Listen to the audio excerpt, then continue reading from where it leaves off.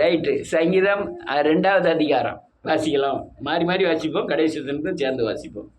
ஜாதிகள் கொந்தளித்து ஜனங்கள் விருதா காரியத்தை சிந்திப்பானே. கர்த்தருக்கு விரோதமாகவும் அவர் அபிஷேகம் மன்னருக்கு விரோதமாகவும் பூமியின் ராஜாக்கள் எழும்பி நின்று அதிகாரிகள் ஏகமாய் ஆலோசனை பண்ணி அவர்கள் கட்டுக்களை அறுத்து அவர்கள் கயிறுகளை நம்மை விட்டு எரிந்து போடுவோம் என்கிறார்கள். பரலோகத்தில் வீற்றிருக்கிறவர் நகைப்பார், ஆண்டவர் அவர்களை இகழ்வார்.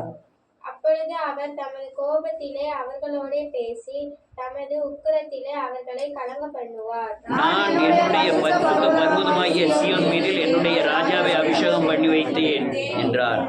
தீர்மானத்தின் விவரம் சொல்லுவேன். கர்த்தர் என்னை நோக்கி, நீர் என்னுடைய குமாரன், இன்று நான் உம்மை ஜெனிப்பித்தேன். என்னை கேளும், அப்பொழுது ஜாதிகளை உங்கள் சுதந்திரமாகவும் பூமியின் எல்லைகளை சொந்தமாகவும் கொடுப்பேன். இருப்பு கோலால் அவர்களை நொறுக்கி புயற்களத்தை போல் அவர்களை உடைத்து போடுவீர் என்று சொன்னார்.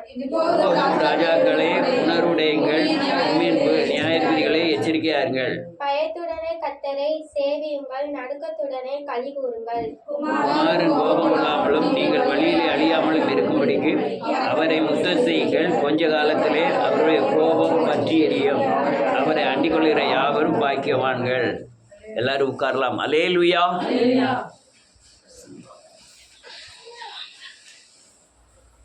ஸ்கூலில் படிக்கிற பையங்கள்லாம் கேட்டுக்கிடுங்க. நான் ஸ்கூலில் படிக்கும்பொழுது சயின்ஸ் வாத்தியார் வருவார். ரொம்ப கோமாளி வாத்தியாராக இருப்பார்.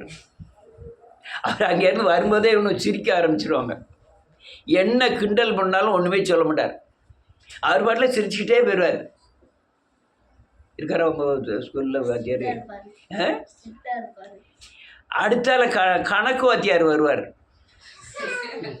அவர் ரெஸ்ட் ரூமில் இருந்து வெளியே வர்றதுக்குள்ள, சாரு அங்கே வெளியே இருந்து வந்துட்டாரு, அவன் இடத்துல போய் உட்காருங்க, வருஷத்தில் எடுத்து படிக்காட்டாலும் படிக்கிற மாதிரி ஆக்ஷனாக பண்ணிக்கிட்டு இருப்பாங்க. அவர் வந்த உடனே அது இப்பமெல்லாம் உண்டு, நம்ம தெரியல, நான் படிக்கும்போது உண்டு. எல்லாரும் எந்திரித்து ஜெயங்கொண்டான் வகுப்பு வணக்கம் அப்படின்னு எல்லாரும் உட்காருங்கன்னு சொல்லுவார். எல்லாரும் உட்காந்துடணும். அதுக்கப்புறம் அவர் ரவுண்டு கண்ணோட்டத்தில் விடுவார். அப்படி கிளாஸில் இருக்க நடக்கா மேக்ஸ் டீச்சர், ஏதோ ஒரு டீச்சர், நான் மேக்ஸின்னு சொல்லிட்டேன், ஏதோ மேக்ஸின்னு சொல்லிட்டேன். அப்படியே கண்ணோட்டத்தில் விடுவார். இல்லை வந்திருக்காருல்ல, யார் அட்டாக் பண்ணுதாங்கன்னு அவருக்கு தெரியும். யார் என்ன நம்ம வர்றதுக்கு முந்தி என்ன அட்டாக் பண்ணாங்கன்னு தெரியும். நான் எங்கேயோ கேட்டது, ஒரு வழுக்கு மண்ட வாத்தியாரம்,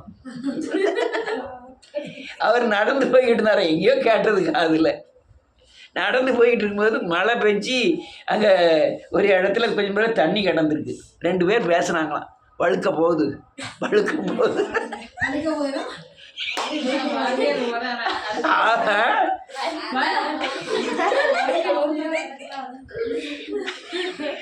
அவனும் எது சொல்லலாம், மண்டே இல்ல, கீழே வழுக்க போகுது அப்படிங்க. அவர் என்ன நினச்சிக்கிட்டாரு, மண்டே வழுக்க போகுதுன்னு சொல்றாருன்னு நினச்சிக்கிட்டு வந்து பிச்சுட்டார. அல்லேலூயா. இப்படி கேலி பண்ணுவாங்க ரொம்ப. எங்களுக்கு ஒரு டீச்சர் இருந்தாங்க, இங்கிலீஷ் டீச்சர். அந்த அம்மா பேர் பாலம்மாள். நான் எல்லாரும் சொல்லணும், நான் சொல்லிட்டேன் மில்க் மதர் வராங்க அப்படின்ட்டு. மில்க் மதர்னாலும் பாலம்மானாலும் அந்த அம்மாவுக்கு கோபம் வந்துடா வந்து போட்டு பின்னிட்டாங்க என்னைய. அல்லேலூயா. அப்படி இயேசுநாதர் பின்ன போகிறார்.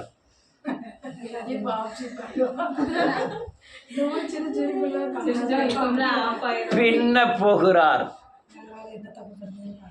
அவர் அல்லையா அப்படி பார்த்தது. அவன் சாமுவேல் பார்த்தான், 8 பிள்ளைல யாரு ராஜாக்களை தெரியுதுன்னு ஒவ்வொருத்தரையும் பார்த்தான்.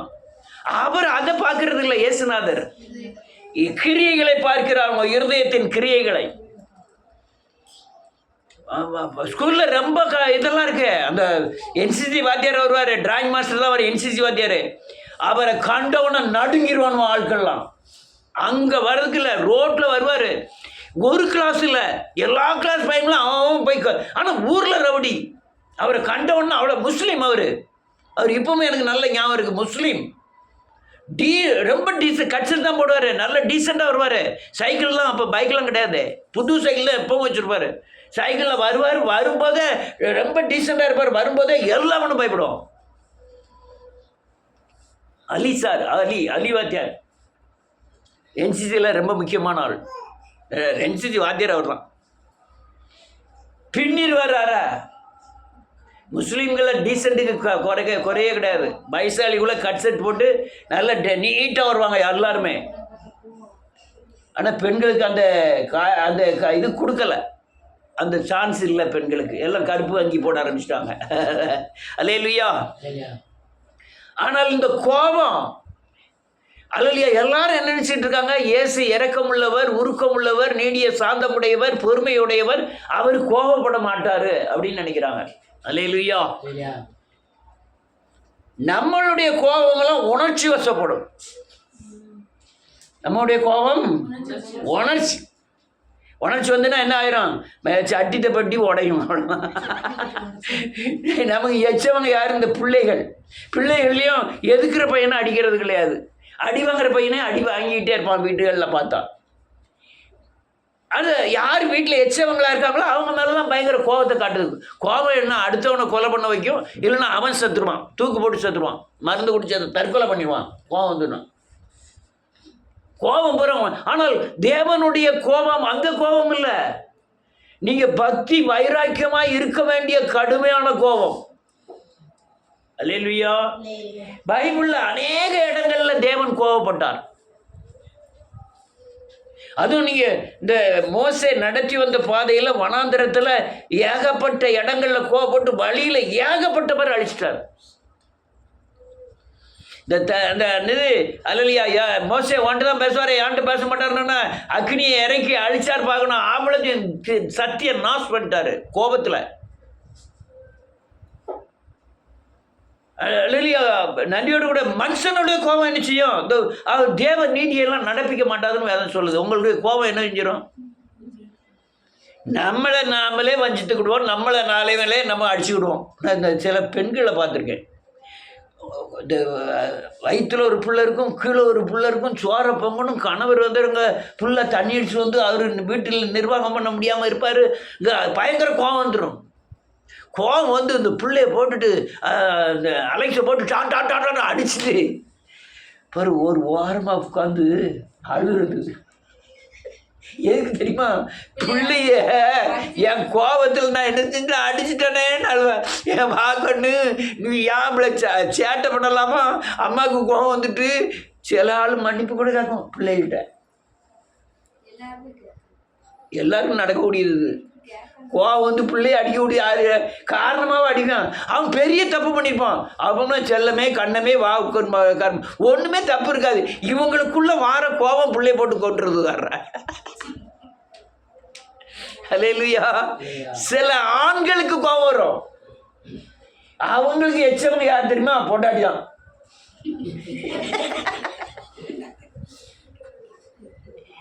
அவங்களுக்கு எச்சா ஆளு யாரு? அவங்க பொண்டாட்டி தான். அவள் தான் ஒன்றுமே சொல்ல மாட்டான். நம்மளில் யாருமே அப்படி கிடையாது. சொல்கிறேன், முந்திய மாதிரி உலகத்துலையும் கிடையாது. இப்போ உலகத்தில் யாருமே கை நட்டு தான் கிடையாது. போலீஸில் போய் கம்ப்ளைண்ட் பண்ணிட்டா, மகளிரில் போய் கல்யாணம் பண்ணிட்டா உடனே வந்து தூக்கிட்டு போய் நைன்னு ஆயிடுச்சு வீட்டில் கொண்டு போட்டுருவான். பெண்களுக்கு அவ்வளவு சலுகைகள் கொடுத்துருக்காங்க. அல்லேலூயா.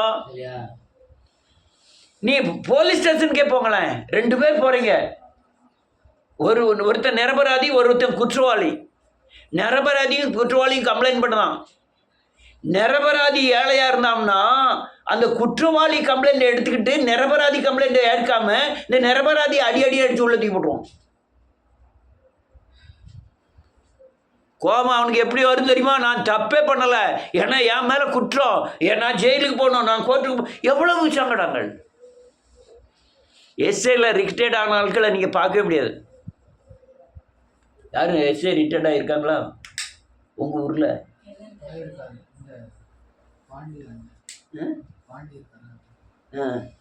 அதான் 1 2 எங்கனையாவது இருக்கும். மிலிட்ரியில் ரிட்டையர்ட் ஆகி அவங்க பேங்கில் அங்கெல்லாம் வேலை பார்ப்பாங்க. மிலிட்ரின்னு உனக்கு மிலிட்ரி குடும்பம் அது. மிலிட்ரியில் ஏன்னா அவங்க வந்து பாவத்துக்கும் அவங்களுக்கும் சம்பந்தம் கிடையாது. ஆனால் போலீஸுக்கும் பாவத்துக்கும் சம்மந்தம் உண்டு. நீதி செய்கிறவனை அநீதின்றுவான், அநீதி செய்கிறவனை நீதின்றுவான், நீதி செய்கிறவன் உள்ள கோர்ட்டில் போய் ஜெயிலில் போய் மாட்டிக்கிடுவான், அநீதி செய்தவன் ரூபா கொடுத்துட்டு வெளியே வந்துடுவான். அதனால் அவன் குடும்பம் பாதிக்கப்படும். எங்கள் வீட்லேயும் ஒரு போலீஸ்கார் அங்கே இருக்கார். போலீஸ்காரனுக்கு இன்னும் பொண்ணு கொடுக்கே பயப்படுவாங்க. இப்போ கவர்மெண்ட் வேலைன்னு கொடுத்தாங்க. வேற வழியில் கொடுத்தாங்க. நான் நன்றியோடு கூட தூக்கிறேன். எங்கள் வீட்டு போலீஸ்காரர் அங்கே இருக்கார். 4 பிள்ளைகள், வீடு பெரிய பங்களா மாதிரி வீடு. ஆனால் அவன் சோறு கொடுத்தா தான் சாப்பிட முடியும். முதியோர் இல்லத்தில் அங்கே போய் இருக்காரு. போலீஸ் எஸ்ஐ எல்லாம் நீங்கள் ரிட்டையர்ட் பார்க்க முடியாது. மிலிட்ரி ரிட்டையர்டுகள்லாம் பார்க்கலாம். பேங்கில் வேலை பார்ப்பாங்க, பேங்கில் வாட்ச்மேனாக இருப்பாங்க.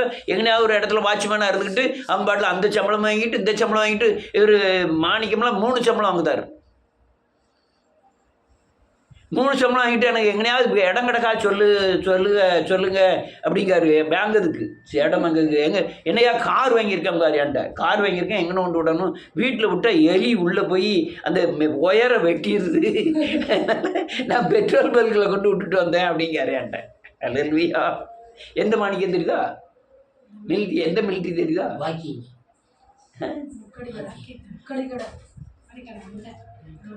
அவர் யார்ட்டு சொல்லிட்டு இருக்காரு, என் பையன் பேங்கில் இருக்கான், ரூபா எங்கே கொண்டு போய் போடணும்னு தெரியல. கோபம் பயங்கர. மனுஷர்களுக்கு சில ஆட்கள் கோபமே எப்பவுமே கோபப்பட்டுட்டே இருப்பாங்க. சில கோபப்பட்டு ஆனால் சில சிரிச்சுக்கிட்டே பெரிய காரியங்களை செருப்பால் அடிச்சிடுவா. மாத்தோன்னு சிரிச்சுக்கிட்டே செருப்பால் அடிப்பான்.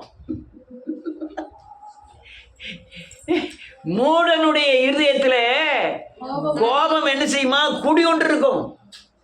சிலவன் வெளியே பூரா வாழை மடக்கிட்டு இருப்பான், வீட்டுக்குள்ள வந்தாதான் அவன் வீரத்தை காமிக்கிறது.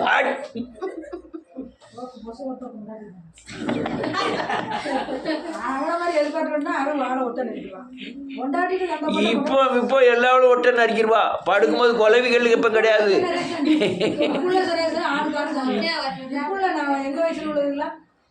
அல்லேலூயா. அல்லேலூயா. மோசே மேலேருந்து வரான். அல்லேலூயா. மலையில் போய் 40 நாள் உபாசம் இருந்துட்டு தேவன்கிட்ட ஒரு கற்பனை கட்டையில் வாங்கிக்கிட்டு கீழே இறங்கி வரான். வர்ற இடத்துல கீழே வந்து பார்க்க 6 லட்சம் பேரும் நிர்வாணமாக இருக்கும். 6 லட்சம் பேரும் குடித்தான். 6 லட்சம் பேரும் டான்ஸ் ஆடுதான். 6 லட்சம் பேரும் சின்ன கண்ணுக்குட்டியை செஞ்சு தூப வர்க்கங்களை காமிச்சு பத்தி பொருத்தி சாம்பிராணி போக போட்டு லவங்க பட்டைகளை போட்டு வாசனை திரவியங்களை போட்டு கும்பிட்டுக்கிட்டு இருக்கான். இவன் தேவனை கும்பிடுறதுக்காக, தேவனை ஆராதிக்க முடியாதான் இவளை சங்கடப்பட்டு பிரித்து கொண்டு வந்து நடந்துக்கிட்டு இருக்கான். இவன் கீழே வரும்போது பார்க்க எல்லாமே இப்படி இருக்க கண்ட உடனே வந்து கோபம். அவன் கோபம் என்னங்கிட்டு உள்ளதானே மதியடான காரியம். 40 நாள் அங்கே மேலே இருந்ததுக்கு உண்டான அதை போய் ஐயா உடைக்கணும். எல்லா காரியத்துக்கும் யார்கிட்ட போனான் தெரியுமா? தண்ணி கிடைக்கல, கல்ல கொண்டு எரிஞ்சோன்னா யார்கிட்ட போனான்? தேவன்கிட்ட போனான். நான் ஒன்றா பேசுவார், யார்கிட்ட பேச மாட்டார், தேவன்கிட்ட போனான். அப்பம் இல்லை, இறைச்சி இல்லை, எங்களுக்கு சாப்பிட ஒன்றும் இல்லைன்னு அங்கே கத்தி கல்ல கொண்டு எறி போகும்போது இது தேவன்கிட்ட போனான். ஆனால் இந்த காரியத்துக்கு மட்டும் எங்கே போகிறான்? தன்னுடைய பலத்தை கோபத்தின் மூலமாய் வெளிப்படுத்துகிறான். எத்தனை பேர் அப்படி இருந்தாலும் நீங்கள் தேவனுடைய ராஜ்யத்தை பிரவேசிப்பதில்லை. நீங்கள் சரி பண்ணாலே தவிர, கோபத்தை நீ அடக்குனாலே தவிர நீங்கள் கற்பனை கட்டில கைகொள்ள முடியாது. தேவனுடைய வழிகளை நீங்கள் கண்டுபிடிக்க முடியாது கோபப்பட்டீங்கன்னா. அல்லேலூயா. கீழே இறங்கி வாரான். நீ உருவாக்கப்படக்கூடிய இடம் எங்க தெரியுமா? வீடு. ஒவ்வொரு மனுஷனும் உருவாக்கப்படக்கூடிய இடம் எங்க தெரியுமா? வீடு. வீடு மட்டுமல்ல, மனைவி, பிள்ளைகள், வரவு செலவுகள், அல்லது அவங்க குடும்பத்தை நிர்வகிக்கிற, சத்தியத்தின்படி நிர்வகிக்கிற இடம் தான் நீங்க உருவாக்கப்படக்கூடிய களம். நீங்கள் அங்கே திமிரு பண்ணீங்கன்னு வச்சுடுவோம், நீங்கள் உங்கள்கிட்ட கோபம் குடிக்கொண்டிருக்குன்னு அர்த்தம். இல்லைன்னா நீங்கள் உருவாக்கப்பட முடியாதுன்னு அர்த்தம். அல்லேலூயா. பொம்பளையால் கோபம் எதில் போய் நிற்கும்? சட்டி போட்டியில் போய் தான் நிற்கும்.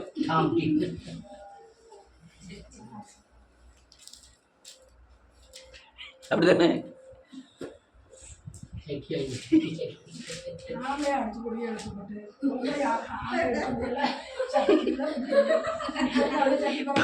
பாத்திரம் தான் தேப்பாவோ. ஒவ்வொரு பாத்திரமும் தமிழ் தமிழ் தமிழ் தமிழ் விழும்.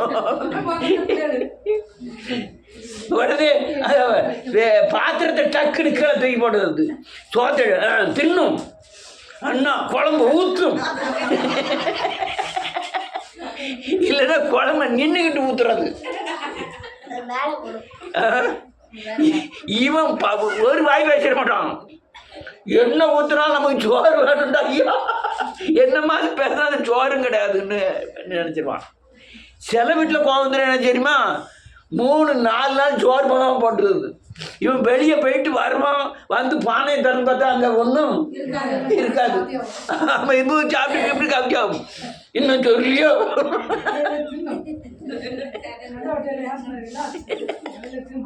கோபம் கோபம் கோபம் குடும்ப வாழ்க்கையை நாசம் பண்ணக்கூடிய கோபம் அநேக குடும்பங்களை அழித்திருக்கிறது. ஆனால் நீங்க தேவன் மேல வைராக்கியம் கொண்டு ஒரு கோபம் கொண்டீங்கன்னா அது ஆசீர்வாதமாய் முடியும். அல்லேலூயா. நீங்க கோபப்பட்டு பொய் சொல்ல விடுங்க. இந்த பொய் தானே எனக்கு இவ்வளவு காரியத்துக்கு காரணம். ஒரு கோபப்பட்டுட்டு அல்லேலூயா நன்றியோடு கூட துதிக்கிறேன், என் அநீதி தானே காரணம். அந்த அநீதியை விடுங்க கோபப்பட்டுக்கிட்டு. மூல காரணம் என்னது? உங்க வீட்டில் பிரச்சனை வர்றதுக்கு மூல காரணம் என்னது? மாம்சத்தின் கிரியைகள். ஏதாவது ஒரு மாம்சத்தின் கிரியைகள். உடனே அந்த மாம்சத்தின் கிரியைகளில் கோபப்பட்டு இனிமேல் நான் அதை செய்ய மாட்டேன். அல்லேலூயா. அது வேண்டி நான் இனிமேல் பாயசம் விற்க போக மாட்டேன், நான் டீ கடைக்கு வேலைக்கு போக மாட்டேன், நான் கொத்த நேரம் வேலைக்கு போக மாட்டேன், வீட்டில் அடுப்பு எரியாது. கோபப்பட்டு எதை நிறுத்தணும்? மாமிசத்தின் கிரியைகளை நிப்பாட்டணும். நீங்க உட்கார்ந்து ஆலோசனை பண்ணணும். நம்ம கோபத்துக்கு என்ன காரணம்? இந்த மாம்சத்தின் கிரியைகள் தான். நம்முடைய கோபம் அல்லேலூயா தேவனுடைய பிரசன்னத்தில் இருந்து நம்மை விலக்கி விடும் அப்படின்னு நினைப்பு இருக்கணும். அல்லேலூயா. ஒரு வசனத்தை வாசிப்போமே, சங்கீதத்தின் புத்தகம். ஆண்டவர் எதுக்கெல்லாம் கோபப்பட்டார்? 78வது சங்கீதம் 17வது வசனம். 78:17. என்றாலும் அவர்கள் பின்னும் அவருக்கு விரோதமாய் பாவம் செய்து ஆமென் பரந்த வெளியிலே உன்னதமானவருக்கு கோபம் மூட்டினார்கள். ஆமென். தங்கள் இச்சைக்கேற்ற போஜனத்தை கேட்டு தங்கள் இருதயத்தில் தேவனை பரீட்சை பார்த்தார்கள். இப்ப வெளியவே அவர் அவங்க ஒண்ணுமே செய்யலையா? எங்க பார்க்காரு? இருதயத்துல தேவனை பரிச்சு பார்க்காங்க. என்ன இல்ல, சாப்பாடு இல்ல. உடனே அங்க நினைக்கான், ஐயோ நம்ம கட்டளை குடிப்பில் இருந்தாலும் ஏன் ராமர்னு கூப்பிட்டாங்களே.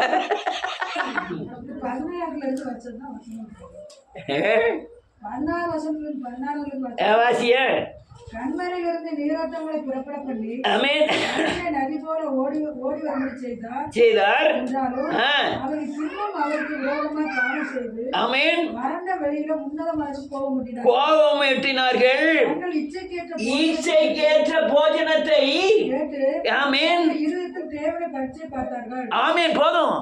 இருதயத்துல தேவனை பரிசு வெளியான கிரியைகளுக்கு இல்ல, இருதயத்துல பரிசு பார்க்கிறாங்க. கோபம் மூட்டினார்கள். கோபம் அநேகர் என்ன நினைக்கிறாங்க? வெளிக்கிரியை மட்டும் உள்ளதான். 22வது வசனம் வாசிப்போம். யாக்கோபுக்கு விரோதமாய் அக்கினி பற்றி எரிகிறது. ஆமென். 21 வசனம். கர்த்தர் அதை கேட்டு கோபம் இதோ அவர் கண்மலை அடித்ததினால் தண்ணீர் புறப்பட்டு நதிகளாய் புரண்டு வந்தது. அவர் அப்பத்தை கொடுக்க கூடுமோ? தம்முடைய ஜனத்திற்கு மாம்சத்தை ஆயத்தப்படுத்துவாரோ என்றார்கள். ஆகையால் கர்த்தர் அதை கேட்டு கோபம் கொண்டார். அவர்கள் தேவனை விசுவாசியாமலும் அவருடைய ரட்சிப்பை நம்பாமலும் போனதினால் யாக்கோபுக்கு விரோதமாக அக்கினி பற்றி எரிந்தது. கோபம் உண்டது. அவரை விசுவாசத்தை அவர் இது அப்பத்தை கொடுத்துருவாரோ, இறைச்சியை கொடுத்துருவாரோ? நல்ல காலுங்க. தேவன் நம்ம மேல கோபம் கொண்டு போய் என்ன இந்த காலங்களில் என்ன செய்தாரு? அப்பம் என்னும் மாதர ஓலை முறிக்கிறார். அநேகருக்கு இந்த வியாதியெல்லாம் வர காரணம் என்னன்னு நான் இந்த வேத வசனத்தின் அடிப்படையில் பார்த்தேன். அக்கிரமத்தினாலே தான் சாரிபாத் விதவை வீட்டில் சாரிபாத் மகன் அல்லேலூயா கடைசி சாகுமறை உண்டான வியாதி உண்டானதுன்னு வேதத்தில் வாசிக்கிறோம். என்னுடைய அக்கிரமத்தை அக்கிரமம்னா என்னது தெரியுமா? அதை ரட்சிக்கப்படாதவன் செய்கிற சொல்லுங்க, ரட்சிக்கப்படாதவன் செய்கிற பாவத்துக்கு பேரு பாவம். ஆனால் ரட்சிக்கப்பட்டவன் பாவத்தை அறிக்கை செய்த பிறகு அவன் திரும்பி அதே பாவத்தை செஞ்சா அதுக்கு பேர் தான் அக்கிரமம். இப்ப சாரிபாத் விதவை என்ன செஞ்சிருக்கா? அக்கிரமம் செஞ்சிருக்கா. அல்லையா? நீ உபாகமம் 28வது அதிகாரத்தில் முதல் வசனம் என்ன சொல்லுது? நீ 15 என்ன சொல்லுது? அவர் கற்பனை கட்டளையின்படி நடக்காம அவர் சத்தத்துக்கு கீழ்ப்படியாததுனால தான் வரப்போகிற சாபம் எல்லாம் அவன் மேல் பலிக்கும்னு எழுதியிருக்கு. பல நோய்களுக்கு காரணம் அவர் சத்தத்துக்கு செவி கொடுக்காததான். நீங்கள் கிறிஸ்தவர்கள் அநேகர் நெருக்கப்பட்ட காரணம் என்ன? ஒரு பகுதி உன்னுடைய வியாதி தேவனுடைய நாமத்தின் மகிமைக்காக வரும், ஒரு பகுதி பாவத்தினால் வருகிறது, ஒரு பகுதி அக்கிரமத்தினால் வருகிறது, ஒரு பகுதி அவர் சத்தத்துக்கு நீங்கள் கீழ்ப்படியாதனால் வருது. நீங்கள் புதிய ஏற்பாடில் ஏகப்பட்ட நோய்களை ஏகப்பட்ட பேர் நோயை குணமாக்குவார். குணமாக்கிட்டு சொல்லுவார், உன் பாவம் உனக்கு மன்னிக்கப்பட்டது, நீ போகலாம். அப்போ என்ன அர்த்தம்? நோய் வர்றதுக்கு காரணம் என்ன? பாவம். பாவம். ஆனால் எந்த காலத்திலும் இல்லாத அளவுக்கு இந்த காலங்களில் தேவனுக்கு விரோதமாய் பாவம் செய்து கோபத்தின் அல்லையா கோபத்தினால் வர்ற தண்டனையை மக்கள் அனுபவிக்க ஆரம்பிச்சிருக்காங்க. எந்த காலத்தில் இந்த காரியம் நடந்ததே இல்லை. அல்லேலூயா. எந்த காலத்திலையும் இதே மாதிரி அல்லேலூயா தேவ துரோகம் நடந்ததே கிடையாது. ஆனால் இந்த காலங்களில் நடக்கிற காரியங்கள் எல்லாமே முன்ன உள்ள காலங்களில் நடக்காத கொடிய காரியங்கள். இன்னொரு வசனத்தை வாசிப்போம். 56 வாசிப்போம். 56, 57, 58. ஆனாலும் அவர் உன்னதமான தேவனை பற்றி பார்த்து அவருக்கு கோபம் மூட்டி அவருடைய சாட்சிகளை கைக்கொள்ளாமற் போய் தங்கள் பிதாக்களை போல வழி விலகி துரோகம் பண்ணி மோசம் போக்கும் வில்லை போல் துவண்டு தங்கள் மேடைகளினால் அவருக்கு கோபம் ஊட்டி தங்கள் விக்கிரகளினாலே எரிச்சல் ஊட்டினார்கள். போதும், ரொம்ப வாசிக்கலாம், முன்னே வாசிக்கலாம், நேரம் இல்லை. விக்கிரகத்தை உண்டு பண்ணி தேவனுக்கு கோபம் ஊட்டினார்கள். பயங்கர கோபம். இது பழைய ஏற்பாட்டில் இவ்வளவு காரியங்களை தேவன் அவங்க கூடாரத்தை அழித்தார், அந்த சந்ததியை அழித்தார், அதில் அநேக ராஜாக்களை அழித்தார். ஏன்? நீங்கள் சோதோங்கமாரா வரும்போது அதில் உலகம் உண்டாகும் போதே ஒரு பயங்கர கோபம் இந்த உலகத்து மேலே தேவனுடைய கோபம் பற்றி எழுந்துதான் முதல் வசனமும் 2வது வசனமும். ஆதியிலே வானத்தையும் பூமியும் உண்டாக்கினார். சொல்லுங்க, முதல் வசனமும் 2வது வசனமும். உடனே திருப்பிடுவாங்களா? திருப்பாம சொல்லணும். இது வேற, அது யோவான். என்னாச்சு? என்ன ஏன் அப்படி ஆச்சு? தேவன் படைப்பு ஒழுங்கின்மை வெறுமைமா? அப்பவே ஒரு உலகம் அழிஞ்சிட்டு அதுக்கப்புறம் உலகம் ஓடிக்கிட்டு இருக்கு. அவங்க காயின் முதல் பயங்கர ஆதாம் ஏவாள் முதல் பயங்கர தவறு பண்ணாங்க. நீங்க 6வது அதிகாரம் வரும்போது பூமி எங்கும் ஆண்டவர் அவங்க செய்யற காரியங்கள் தேவனுக்கு பயங்கர கோபம் வந்துட்டு சீர்கெட்டதா இருந்தது. ஜனங்களுடைய நினைவுகள் நாள்தோறும் பொல்லாதவைகளா இருந்தது. அப்பதான் தேவன் அழிக்க துணிந்தார், தேசம் எல்லாம் அழிக்க துணிந்தார். நம்மளாம் யார் பிள்ளைகள் தெரியுமா? நோவா வழி பிள்ளைகள், ஆதாம் வழியான நோவா வழியான பிள்ளைகள். நோவா அந்த 8 பேர் தப்பிச்சதுல பிறந்தவங்க தான் நம்ம எல்லாருமே. அல்லேலூயா. பூமியை அழிக்கணும்னு அவர் துணிகரம் கொண்டார். மிருகம் ஜீவராசிகள் முதற்கொண்டு எல்லாத்தையும் அழிச்சிரு அப்படின்ட்டாரு. பேழைக்குள்ள இருக்கவங்க மட்டும் தப்பிச்சாங்க, மற்ற எல்லாருமே அழிவு தான். எவ்வளவு தூரம் தேவன் படைச்ச பிள்ளைகளை அழிப்பாரா? அதனால தான் தேவன் இரக்கம் முறுக்கம் நீடிய சாந்தம் உடைய தன் ஜீவனை கொடுத்து மீட்டெடுக்கக்கூடிய தன் குமாரனை அனுப்பினார். குமாரன் கோபம் கொள்ள மாட்டார்.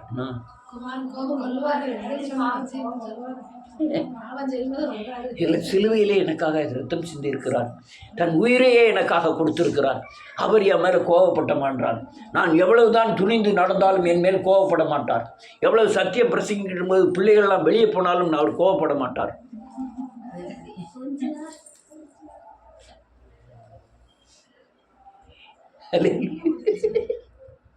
அல்லேலூயா.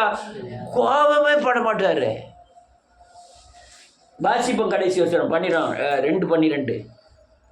குமாரன் கோபம் கொள்ளாமலும் குமாரன் கோபம் கொள்ளாமலும் நீங்கள் வழியிலே அழியாமல் நீங்க நல்ல கேளுங்க. குமாரன் யாரு?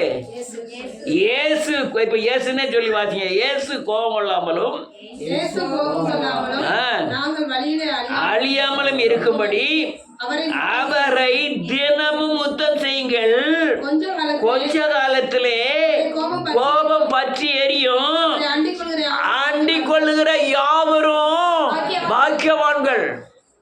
கொஞ்ச காலத்துல கோபம் பற்றி எரிய போகுது. முடிய போகுது. இந்த உலகம் முடிய போகுது. இயேசுவை போல மாறுறவங்க மட்டும்தான் தப்பித்துக் கொள்ள முடியும். வேற யாரும் தப்பிக்க முடியாது.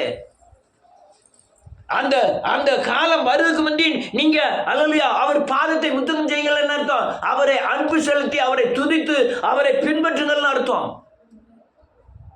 அவர் இரக்கமுள்ளவர் தான், உருக்கமுள்ளவர் தான். தன் மகன் பிள்ளைகளுக்காய் மாம்ச ரூபம் எடுத்து அடிமையின் சாயலானார். உண்மை. சிங்காசனத்தில் இருக்கிறதை கொள்ளையாடின பொருளாய் எண்ணாதபடி கீழே இறங்கி வந்தார். தூரமா போயிட்டு வரையோ. மற்ற நேரத்தில் போனாலும் நம்ம செய்தியால் கொஞ்சமாவது கேட்கக்கூடாதா? வசனம் 7 தடவை புடமிடப்பட்டது. வசனம் உங்களுக்குள்ளே போனால் தான் உங்கள் எதிர்கால வாழ்க்கை. எந்த கோணத்திலேயாவது ஒரு வசனம் உங்களுக்குள்ளே போகும். ஒரு வாத்தியாரை பற்றி சொல்கிறோம்னா அந்த வாத்தியாருக்குள்ளே தன்மைக்கு உண்டான காரியம் ஏதாவது ஒன்று உங்கள் இருதயத்தில் பதியும். அது ஒரு 10 வருஷம் கழித்து உங்களுக்குள்ளே வேலை செய்யும். ஏன்னா அது வசனம், அது ஜீவன். அல்லேலூயா. ரைட் போடும். குமாரன் அல்லேலூயா தன் குமாரனே தந்தவர் மற்ற எல்லாத்தையும் தராமல் இருப்பது எப்படி? வேதம் சொல்லுது. அல்லேலூயா. ஆனால் அதே வேதம் சொல்லுது, அவர் புறாவிக்கிறவர்களையும் காசுக்காரர்களையும் என்ன செஞ்சாராம்? கவிழ்த்து போட்டார். கயிறுகளினாலே ஒரு சவுக்கு கொண்டு பண்ணி எல்லாத்தையும் கவுத்து போட்டார். என் வீட்டை நீங்கள் என்ன வீடாக்கினீர்கள்? கல்லர் குகையாக்கிட்டீங்க, வியாபார ஸ்தலமாக்கிட்டீங்க. அதனால எல்லாத்தையும் கவுத்து போட்டார். அல்லேலூயா. அதனாலேயாவது இன்னொரு கோபம் இந்த பூமி எங்கும் பற்றி எரிய போது உங்களை நான் இயேசுவின் ரத்தத்தினாலே மீட்டெடுத்திருக்கிறேன். உங்களை கழுவி பரிசுத்தமாக்கி சபையில சேர்த்திருக்கிறேன். இப்போமாவது நீங்க அவரை அன்பு செலுத்தி அவரை துதித்து அவரை மகிமைப்படுத்தி அவரை போல் மாறி தேவனுடைய ராஜ்யத்துக்கு ஆயத்தமாகுங்க. கொஞ்ச காலத்தில் அவர் கோபம் பற்றி எரியும். இப்படி இந்த கடைசி நேரங்களில் நீங்க தேவனை மட்டும் சார்ந்திருக்கிறவர்கள் பாக்கியவான்கள். அல்லேலூயா. எல்லாருடைய இயேசுநாதருடைய கோபத்தை எல்லாரும் பார்க்கல. அது ரொம்ப கொடுமையானது, ரொம்ப கொடுமையானது. என்ன கொடுமையானது? ஒருவர் எடுத்துக்கொள்ளப்படுவார்கள், ஒருவர் கைவிட. ஐயா, அந்த ஒருவருக்காக நீர் மறித்திருக்க. ஒருவர் அவன் சர்ச்சைக்கு போனான், அவன் அல்லேலூயா ஜெபம் பண்ணான், காணிக்க கொடுத்தான், எல்லாம் ஆராதித்தான். அவன் ஏன் கைவிடப்படுதான்? அவனை ஏன் எடுக்கல? ஒருவர் தவறா நடந்த அவர் கைவிடப்படுவார்கள். அவங்க அனுதினமும் முத்தம் செய்து அவரை ஆராதித்து பின்பற்றல, அவர்கள் கைவிடப்படுவார்கள்.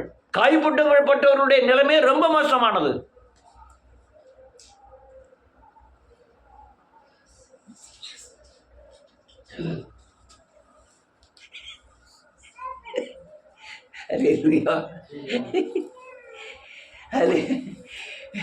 கைவிடப்பட்டவர்களுடைய நிலைமை ரொம்ப மோசமானது. 7 வருஷம் அவங்க மரணத்தை தேடி ஓடுவார்கள், மரணம் அவர்களை சந்திக்காது. இன்னைக்கு எப்பவுமே அல்லேலூயா சாகாதபடி எல்லாம் கண்டுபிடிச்சிட்டு இருக்கான் அமெரிக்காவில். என்ன செஞ்சாலும் சாகக்கூடாது, அதுக்கு மருந்து கண்டுபிடிச்சிட்டு இருக்கான். இன்னைக்கு திறக்கிறாங்க. எங்க கோவாவில் ஒரு பாடி, டெட் பாடி, அது 524 வருஷம் ஆச்சு அடக்கம் பண்ணி. அது இப்பவும் நேற்று செத்தது மாதிரி அந்த பாடி இருக்கு. அப்போ அந்த பாடியில் என்ன சேர்த்தாங்க எல்லாம் கண்டுபிடிக்காம 524 வருஷத்துக்கு முந்தி அடக்கம் பண்ண பாடி அப்படியே உயிரோட இருக்கு. உயிரோட இல்லை, உயிர் போயிட்டு அந்த பாடி அப்படியே இருக்கு, கெட்டு போகாம. எப்படி இருக்கும்? அநேக மம்மீஸ்ல பார்வோனை அடக்கம் பண்ண பாடி அப்படியே இருக்கு. இதாவது 500, அது 2000, 3000, 4000 வருஷத்துக்கு முந்தி உள்ள பாடிகள் அப்படியே இருக்கு. அதுவும் 100 படி மேல சொன்னா அங்க இருக்கிற வெயில்ல ஒரு சில நேரங்கள்ல அடிக்கிற வெயிலுடைய அல்லையா ஒளி போய் அந்த பாடியில் வச்சிருக்கிற முகத்துல போய் படுதான்.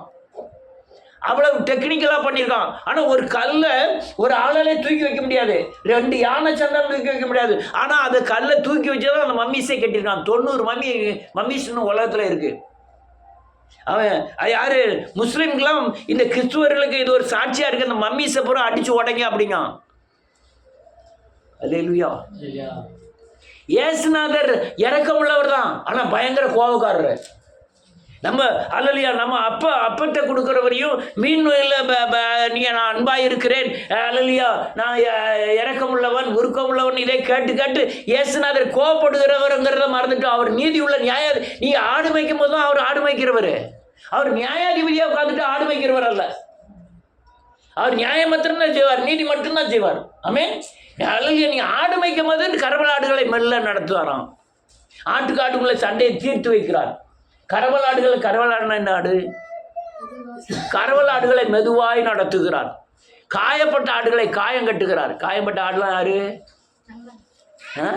நம்ம தான். நமக்குலாம் காயம் கட்டுகிறார். உடனே ஆஹா நம்மை தூக்கி சுமக்கிறார். காணாமல் போட ஆடை தேடி ஆஹா கண்டுபிடிக்கிறார். அதை நினைச்சிட்டு இருக்கான். இல்ல அவர் அல்லையா பட்சிக்கிற அக்னியா இருக்கிறார். அவர் நீதிக்கு அல்லையா பாவத்துக்கு எதிர்த்து நிற்கிறவர். ஆனால் அல்லையா நீ பரிசுத்தமானவனுக்கு இரக்கமுள்ளவர், மாறுபடுகிறவனுக்கு மாறுபடுகிறவர். கொஞ்ச காலத்தில் அவர் கோபம் பற்றி இவ்வளவு நாள் நடந்தது பூராமே இரக்கத்தின் அடிப்படையில் நடந்தது. கொஞ்ச காலத்தில் பயங்கரமான கோபம், அவர் கோபம் பற்றி எறியும். வேதம் சொல்லுது, தெளிவா சொல்லுது. நான் அல்லையா பேய்களை துரத்தினோம், நாங்கள் தீர்க்க தரிசனம் உரைத்தோம், நான் பெரிய ஊழியங்களை செய்தோம், உங்களை நான் அறியேன். அக்கிரமச்சாயக்காரரே நீங்கள் அப்பாலே போங்கள். இதுதான் முடிவு. நீ இப்பவே நீ உலகத்துல நீ எங்கன்னு தீமைக்கு தகுந்த தீமையும் நன்மைக்கு தகுந்த நன்மையும் இந்த பூமியில் அடைவீர்கள். நீ யாரா இருந்தாலும் சரி, நீ பூமியில சரி கட்டப்படும். உனக்கு நீ யாரா இருந்தாலும் சரி பூமியிலே சரி கட்டப்படும். நீ அதுக்கெல்லாம் அவர் இறக்கம் பார்க்கறதே கிடையாது. அல்லேலூயா. அநேகர் என்னங்க நம்ம என்ன செஞ்சாலும் கர்த்தர் இரக்கம் உள்ளவர், நம்ம என்ன செஞ்சாலும் கர்த்தர் நம்மை பார்த்து கொள்வார். இல்ல பூமியில சரி கட்டப்படும். நீதிமானுக்கு இந்த பூமியில சரி கட்டப்படும். யார் நீதிமானே ரட்சிக்கப்படுவது. ஆனால் பாவியும் பக்தி இல்லாதவனும் எங்கே நிலை நிற்பான். ரட்சிக்கப்பட ரொம்ப சங்கடம். நீங்க உங்க ரட்சிப்பை காத்துக்கிட்டது ரொம்ப சங்கடம். அல்லேலூயா. நல்ல காட்டுக்கணுங்க. கடல்ல நீச்சல் அடிக்க பழகு மட்டும்தான் சங்கடம். நீச்சல் அடிச்சு பழகிட்டீங்கன்னா ரொம்ப ஈஸி. 14 மைல் தான், 14 கிலோமீட்டர் தான் தமிழ்நாடு டு கேரளா, சிலோன். நீச்சல் அடிச்சே போயிடுவான். நம்மளுக்கு கொண்டு போய் கடலில் போட்டா அலெக்ஸ் நீச்சல் அடிச்சுப்பியா? ஒன்றும் நீச்சல் அடிக்க மாதிரி இல்லையா? சுத்தச்சூட தண்ணியை பார்த்தாலே நமக்கு உயிர் போயிடும். எங்க பார்த்தாலும் தண்ணியை பார்த்தோம்னா என்ன செய்வீங்க? ஆனா சில ஆளுக்கு இருந்து நீச்சல் அடிச்சு போயிடும். 1 கிலோ சீனியை கொண்டு போனா, ஒரு முட்டையை கொண்டு போனா போதும் நல்ல துட்டு. ஒரே ஒரு முட்டையை கொண்டு போனா. இங்க முட்டை 6 ரூபா, அங்க 14 ரூபா. இங்க 4.50 தானா? 5 ரூபான்னு வச்சுக்கோ. 5 ரூபா, அங்க 15 ரூபா. ஒரு 100 முட்டையை கொண்டு போனா 1000 ரூபா ஆயிடுச்சு. நாட்டுக்கோழி முட்டைன்னா அதை விட துட்டு. ஒவ்வொன்றும் விலை பயங்கர விலை சிலோனில். அதனால தான் இன்னைக்கு கூட இப்போ எத்தனையோ லட்சத்துக்கு பிடிச்சிருக்கான். கப்பலில் இந்த பலசரக்கு சாமான்லாம் கொண்டு போயிருக்கான். கொண்டு போகும்போது பிடிச்சிட்டான்போ. அல்லேலூயா. இதான் காரியம். தேவன் அவர் நீதி செய்யும் போது நீதி நியாயாதிபதி. அவர் தகப்பனா இருக்கும்போது இறக்குகிறவர். நீங்க பாவம் செய்யறது உங்களை எதிர்க்கிறவர். நீங்க அந்த பரிசுத்தமா இருக்கும்போது உங்களை நேசிக்கிறவர். நீங்க வசனத்தின்படி அவர் சத்தத்தின்படி நடக்கும்போது அவர் இறங்குறவர். சத்தியத்தை மீறும்போது அவர் உங்களுக்கு விரோதமாய் வந்து நிற்கிறவர். அல்லேலூயா. அவர் பயங்கரமானவர், அவர் பயங்கரமானவர். அதனால வேதத்தை இன்னொரு வசனத்தை வாசிப்போம். 30வது சங்கீதம் முடிச்சிட்டேன். 5வது வசனம். சங்கீதம் 30:5. அவருடைய கோபம் அவருடைய கோபம் ஒரு நிமிஷம், ஒரே ஒரு நிமிஷம் தான். அவருடைய தயவோ ஆமென் நீடிய வாழ்வு. ஆமென். அவருக்கு கோபம் ஒரே ஒரு நிமிஷம் தான், சட்டுன்னு கோபம் போயிருமே.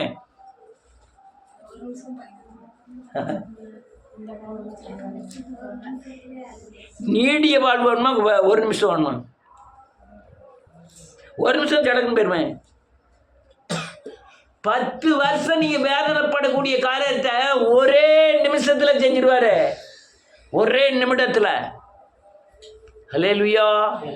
அநேகருடைய மரணங்கள் கோர மரணமாக இருக்க காரணமே இந்த சாபத்தின் சக்தி, இந்த மீறுதல் அக்கிரமங்கள் தான். அநேகர்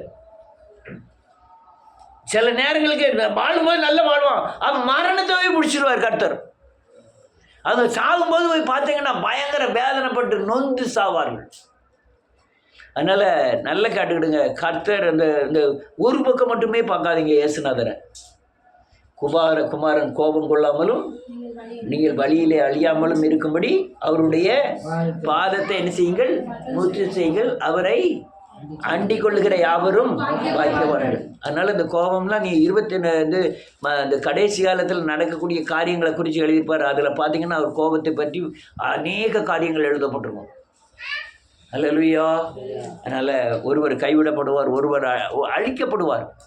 அதனால் இந்த காரியங்களை தெளிவாக புரிஞ்சுக்கிடுங்க. கர்த்தர் இந்த கிடைச்சிருக்கிற இந்த நாளாவது கர்த்தரை நல்ல அல்லேலூயா பின்பற்றி, அவர் சத்தியங்களை பின்பற்றி, அவரை சார்ந்து வாழ்ந்து, அவருக்கு அன்பு செலுத்தி, அவருடைய அன்பை நாம் தரித்து கொண்டு, அவர் செய்த காரியங்களை பூமியில் கிரியை செய்து நாம் தேவன் உலகத்தில் வாழணும். கர்த்தர் உங்களை ஆசீர்வதிப்பார். எல்லாரும் எழுந்து நிற்போம்.